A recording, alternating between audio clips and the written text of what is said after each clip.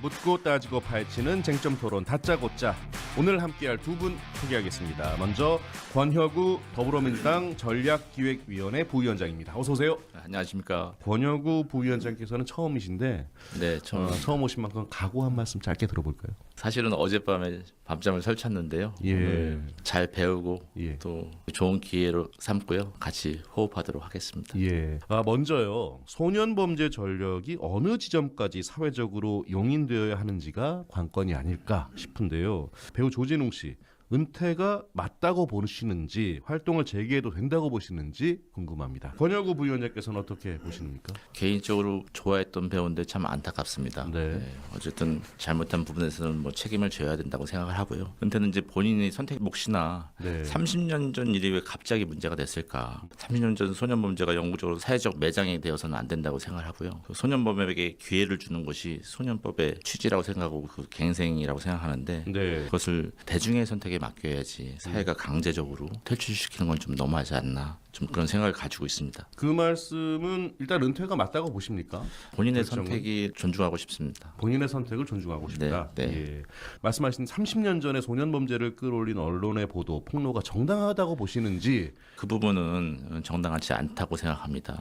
알 권리 이전에 예. 그 소년법의 취지가 소년법 70조에도 나와 있습니다. 소년범의 장래를 위해 기록 공개를 엄격히 금지하고 있습니다. 근데 수사기관 내부자가 아니면 알 수 없는 일을 30년이 지난 지금에 갑자기 언론에서 문제가 됐고 그것은 명백한 불법 유출이라고 생각합니다. 그래서 예. 공익이라는 명분으로 법을 어기고 한 사람의 인생을 사회적으로 매장하는 이런 방식이 결코 정당화될 수 있는지 그 부분에 대해서는 우리가 같이 한번 고민해야 될 부분이 아닌가 생각합니다. 저는 이 사건을 보면서 예전에 박근혜 정부 시절의 그 블랙리스트 그런 이미지를 떠올릴 수밖에 없는데요. 조진웅 배우가 물론 친정부적인 그 행보를 보이긴 했지만 그것은 홍범도 장군의 유해를 가져오는 그런 일들을 했다던가 네. 어떻게 보면 지극히 당연한 일들을 했던 건데 그것이 친정부의 일이라고 해서 매도되는 것은 약간 좀 안타깝지 않나 그런 생각을 합니다. 알겠습니다.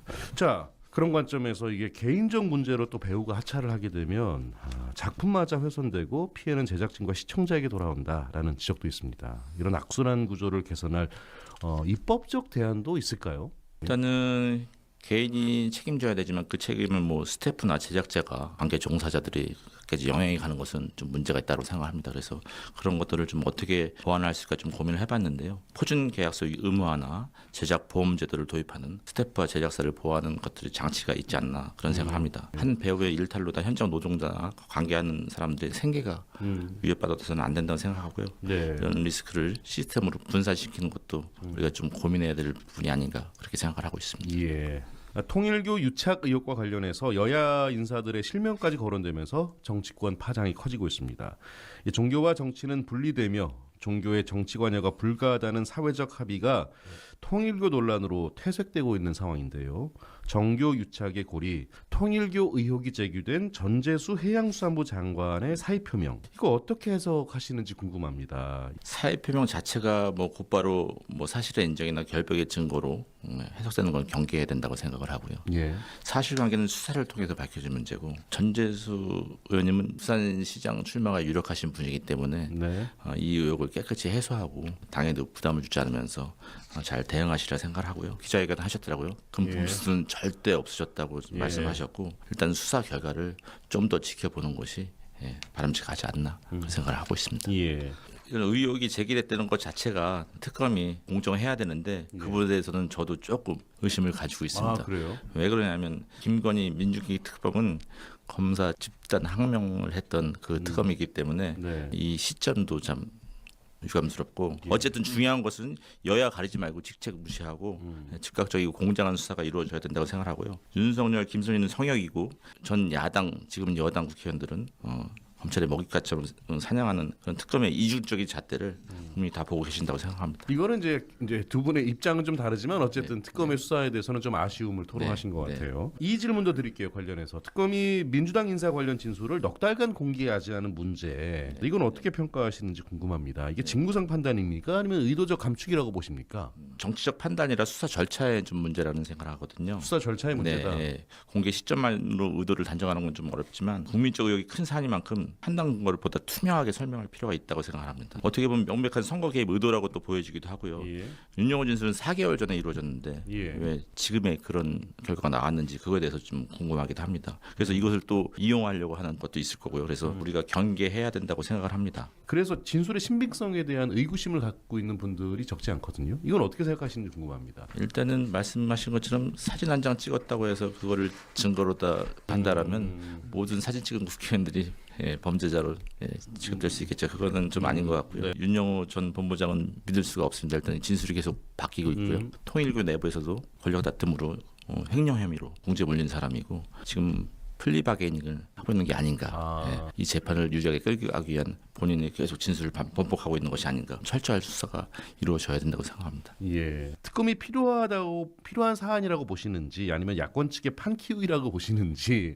전형적인 판키 물타기죠. 검찰이 수사하면 될 일이고 지금 국가수사본부에서 압수수색을 급하게 하지 않았습니까? 네네네. 그런 것들이 이제 수사를 계속 즉각적으로 하겠다는 의지의 표명이라고 생각하고요. 검찰 수사 결과를 보는 게 순서고 진상규명이 목적입니다. 정쟁을 하기 전에 사실 확인이 먼저이고요. 예. 네. 제2의 특검 뭐 어떻게 잘 성공할 수 있다고 보십니까? 그런 맥락에서 어떻게 보십니까? 저희는 앞서서 말씀드렸다시피 2차든 3차든 예. 이 내란에 관련된 문제이기 때문에 예. 이거는 끝까지 파헤쳐야 된다. 그런 생각을 가지고 있고요. 공정성을 담보할 수 있는 특검을 다시 세워야 된다고 생각하고 여야 가리지 않고 성역 없이 수사를 해야 된다는 것이고요. 그것이 국민의 명령이라고 생각합니다. 2차 특검 성공의 조건이 분명합니다. 특검 후보 추천 과정에서 투명성이 확보돼야 되고요. 수사 대상과 범위가 명확하게 여야에 관계없이 정치적 중립성을 담보할 수 있는 특검이 선정돼야 된다고 생각합니다. 자, 그나저나 종교단체가 지금 정황상 일단은 수사 상황이니까요. 선거에 개입하려는 시도가 한국 정치의 고질병 중 하나다. 이런 지적도 있더라고요. 그 근본 원인이 어디서 찾을 수 있을까요?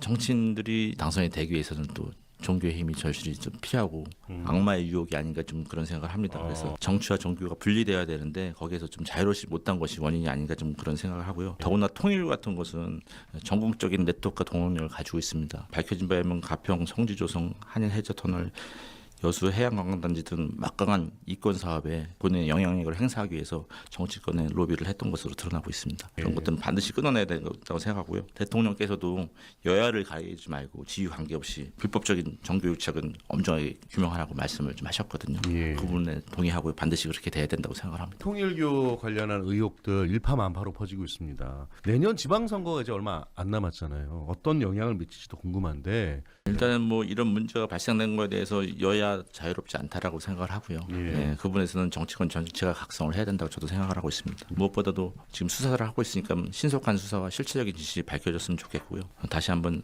정교 분리의 원칙을 우리 정치인들이 마음속으로 깊이 새겨야 되지 않나 그런 생각을 하고 있습니다. 예. 자, 관련해서 종교의 정치 개입을 제도적으로 차단하기 위해서 반드시 도입해야 한다고 생각하는 법안 같은 게 있으실까요? 그냥 이제 국무회에서 이재명 대통령께서 정교 분리 원칙을 강조하셨고요. 저희가 좀 생각할 수 있는 방안은 종교단체 회계 투명성 강화법이라는 것이 있습니다. 예. 종교의 자유는 존중하되 공공 영역과 맞닿는 순간 투명한 의무가 있어야 된다고 생각합니다. 신앙은 자유지만 회계는 공적 검증 대상이라고 생각합니다. 종교단체의 금융거래 투명성 시급하다고 좀 생각을 합니다. 또 하나는 정교 유착 방지법 처벌 강화법이라는 것이 있을 텐데요. 공직자가 종교 행사에 정치적 발언이나 지지 요청을 금지하고 종교 단체로부터 정치자금 수수 가중 처벌을 좀 받도록 하고요. 현금을 병제한 금품수수는 뇌물죄로 처벌하고요. 적발시 공직선거법상 당선 무효의 적용이라는 그런 강력한 처벌이 좀 있어야 되지 않나. 정교 분리 원칙이 좀 지켜져야 된다라고 좀 생각하고 있습니다. 예. 두 분이 생각하는 법안 이야기로 마무리하죠. 두 분 말씀 오늘 여기까지 듣겠습니다. 고맙습니다. 네, 감사합니다.